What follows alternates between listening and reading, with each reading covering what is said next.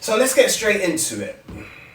Race and mental health. Mm-hmm. That's a big one, isn't it? That's a hot topic. That is a hot topic. That's a hot button right there.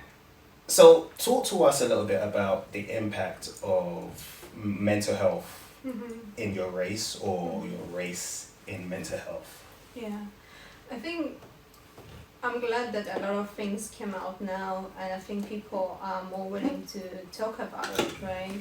I think it was such a big taboo just a few even years back, right? Yeah, Now most people are more willing to open and say how, things were affecting them, mentally.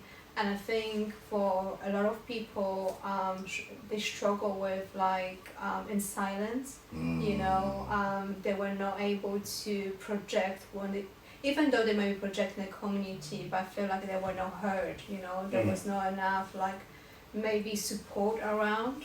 So it's in the terms, when you keep on being rejected, regardless of, we talk about job, you can be rejected in job places, or you could be rejected, your race, as you are, you could be rejected in relationships because you're where you come from. We have this image that, if you're not British, then, if you don't speak proper, you're a foreigner, and, you immediately you're in this kind of box there, up to the standard of what people expect. And obviously, yes, that can really affect your confidence, right? It can, especially for men, who it definitely can take the confidence a little bit down, and I've dealt with people with men previously where they, English wasn't the first language and they have a little bit accent and so on, and I know how ladies, they used to say, oh, this freshmen come from, and already was like, like script from the list, Yeah. So and when I was talking to those men, they really felt like they're not up to the standards of a lot of women, and they were not up to the standards in the workplaces because of the language or maybe the barriers as well sometimes. And the color as well, right? It's just always, too dark, you're too white, due to this, there's a lot of stigmas around. A lot of people feel not comfortable with the way you speak or the way you look. And therefore, obviously, they can really bring people in places that, might bring their, self-esteem down.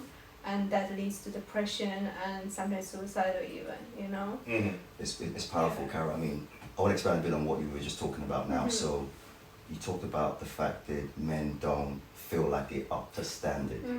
And I know, Miki, you and I, we can, as men, the pressure of performance, the pressure of being up to standard. Most definitely. In your experience with the men that you've spoken to, how have they articulated how it affects their confidence as men, and then downstream, how their mental health could potentially deteriorate by not feeling I'm worthy or I'm enough? What's been that experience? I think they're withdrawing from the society as a first sign, right? They're withdrawing from willing to even go out and engage with other people, and they just, and separation is the worst thing for what can happen to people, because if you do not have confidence to engage with other, or engage even in workplaces, and people keep on pushing you down and laugh at you because you're from this place or that place, you start withdrawing from community, and that's what create a separation, create depression, right? It creates so many mental health, and sometimes schizophrenia comes in, and other type of mental health start creeping in.